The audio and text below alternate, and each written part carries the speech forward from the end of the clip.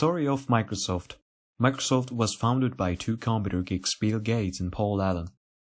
They were childhood friends from Lakeside High School. They were skipping classes just for spend more time on computers at school's computer room.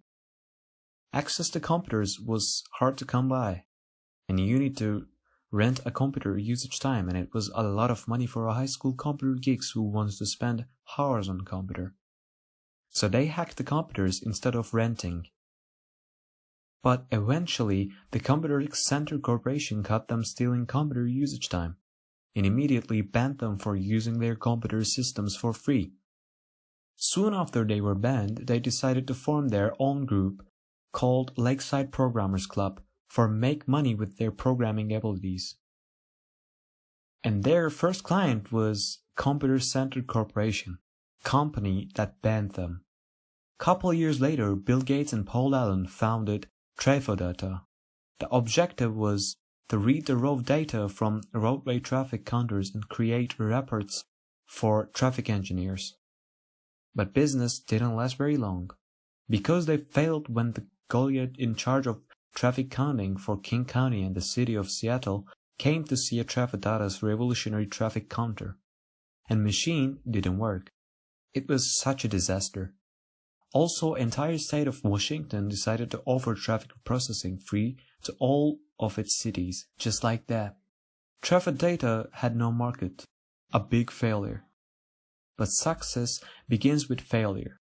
Trafodata forced Gates and Allen to learn programming skills that would be critical for building Microsoft a few years later.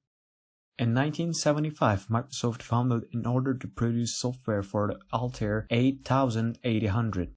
Gates was at Harvard University at the time, so he left the Harvard to focus on Microsoft. Allen quit his job as a programmer in Boston, so both could focus on company. And they both made Altair Basic, which is programming language for MIT's, the company that made Altair 8800, and it was the first product of Microsoft. Over the next couple of years, the success of Altair Basic made Microsoft a multi-million-dollar worth company. In 1980, Microsoft's revenue was $30 million when they decided to open up their first international office in Japan. A year later, Gates and Allen wanted to make Microsoft the main operating system of IBM's upcoming personal computer, so they went to negotiate with the biggest fish of the computer industry. IBM and Microsoft agreed to a deal, but Gates and Allen did not have an operating system ready before making the actual deal, so they ended up buying out a standard operating system from a local company called Seattle Computer Products. And they bought the operating system for $75,000 and accepted to pay a small royalty to the company as well. Operating system was called 86DOS, so they changed the name to MS-DOS. In 1981, IBM launched the personal computer, which became an immediate success, and MS-DOS, the dominant operating system in the world. And Microsoft didn't just license its operating system to IBM, it also licensed to over 70 other companies. The only one company that didn't use MS-DOS was Apple at the time. In 1983, Paul Allen was diagnosed with Hodgkin's lymphoma and left the company. A couple years later, Microsoft released Windows, which had a graphical user interface, Windows 1.0, to compete with Apple, because Apple was the only major company that had a graphical user interface for its computers. But Windows 1.0 gained very little popularity at the time. But it was okay, because next coming innovations for Microsoft was a blow. Gates came up with the idea of Microsoft Word and Excel softwares that we are still using today. They wanted to make a software package for personal computers at the time. An idea made Bill Gates the world's youngest billionaire in history at 32 years of age in 1987.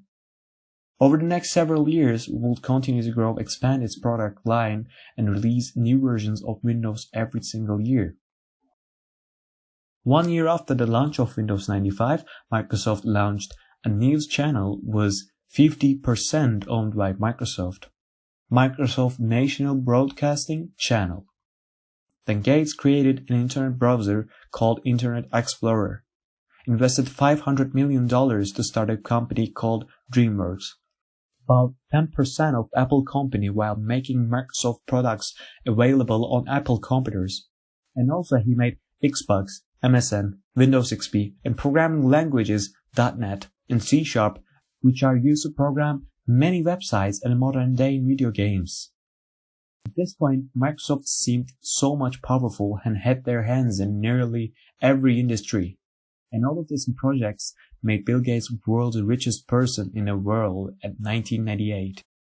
And today, Microsoft's net worth is $2 trillion. Bill Gates' net worth is $125 billion.